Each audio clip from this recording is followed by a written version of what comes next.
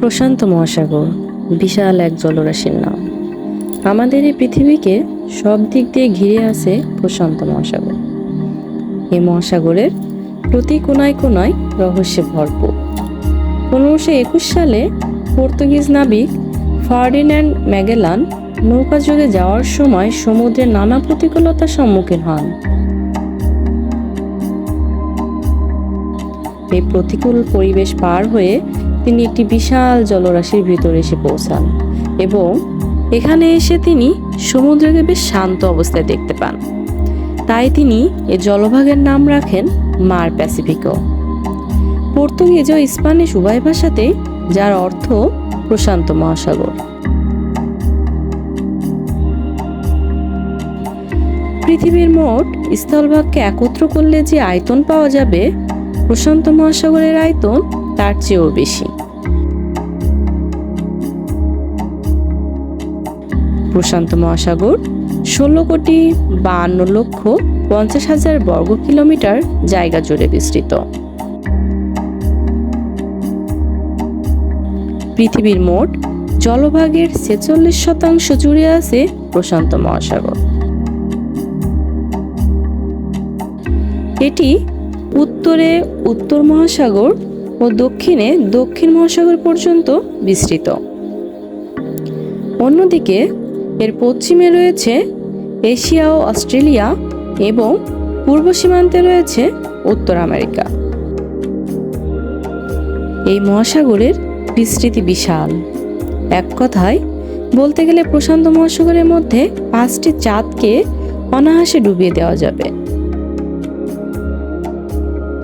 এ মহাসাগরে থাকা পানির পরিমাণ 71 কোটি ঘন কিলোমিটার বা 17 কোটি ঘন মাইল। এ মহাসাগরে পানির তাপমাত্রা মেরু অঞ্চলের কাছে -1.4 ডিগ্রি সেলসিয়াস থেকে শুরু করে বিষুবীয় এলাকায় সর্বোচ্চ 30 ডিগ্রি সেলসিয়াস পর্যন্ত হতে পারে। তাপমাত্রার মতো এ মহাসাগরের পানির গুণাগুণ বিভিন্ন স্থানে বিভিন্ন রকম হয়ে থাকে। প্রশান্ত মহাসাগরের গড় গভীরতা 4 কিলোমিটার বা 4280 মিটার।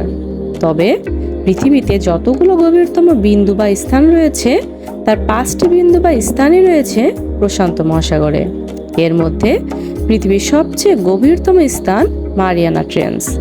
এর অবস্থান এই প্রশান্ত মহাসাগরেই। এই মারিয়ানা ট্রেঞ্চের গভীরতা প্রায় 11,034 মিটার, অর্থাৎ পৃথিবীর সর্বোচ্চ বিন্দু মাউন্ট এভারেস্টকে এখানে ডুবিয়ে দিলে এটি সম্পূর্ণ ডুবে যাবে এবং এর উপরে 2133 মিটার পানি থাকবে। মারিয়ানা দ্বীপপুঞ্জের নামানুসারে মারিয়ানা ট্রেঞ্চের নামকরণ করা হয়েছে। প্যাসিফিক প্লেট ও মারিয়ানা প্লেটের সংঘর্ষে অধোগমন নামক এক ভৌগোলিক প্রক্রিয়ায় এই খাতটি তৈরি হয়েছে। মারিয়ানা ট্রেঞ্চের গভীরতম অংশটির নাম চ্যালেঞ্জার দ্বীপ, যেটি গুয়াম দ্বীপের 340 কিলোমিটার দক্ষিণ পশ্চিমে অবস্থিত। চ্যালেঞ্জার দ্বীপ নামটি রাখা হয়েছে HMS চ্যালেঞ্জারের নাম অনুসারে, কেননা এই জাহাজের নাবিকরা এটি প্রথম আবিষ্কার করেন। এই তালিকার বাকি ট্রেঞ্চগুলো হলো Tonga trench, Kuril Kamchatka trench, Philippine trench, Kermadec trench. এই মহাসাগরকে ঘিরে রয়েছে প্রায় অর্ধশত স্বাধীন দেশ। তাছাড়া এখানে রয়েছে প্রায় 25,000 দ্বীপপুঞ্জ। এই সকল দ্বীপপুঞ্জকে 3 ভাগে ভাগ করা যায়। এগুলি হলো মাইক্রোনেশিয়া, মেলানেশিয়া, পলিনেশিয়া।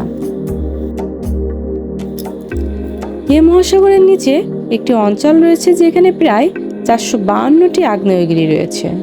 এই ভয়ানক অঞ্চলকে বলা হয় রিং অফ ফায়ার। তাই যে কোনো সময় পানির নিচে সৃষ্টি হয় প্রবল ভূমিকম্প, ফলে সমুদ্রের পানিতে সৃষ্টি হয় প্রচণ্ড ঢেউ।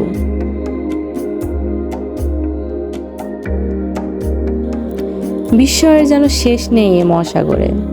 এ মহাসাগরের এক অপার বিস্ময় হলো একই সাথে 2 রঙের পানির উপস্থিতি। কেউ যেন দাগ কেটে 2 পাশে 2 রং ঢেলে দিয়েছে। এর একদিকে রয়েছে হালকা আকাশি রঙের পানি এবং অন্যদিকে আর রয়েছে গাঢ় নীল।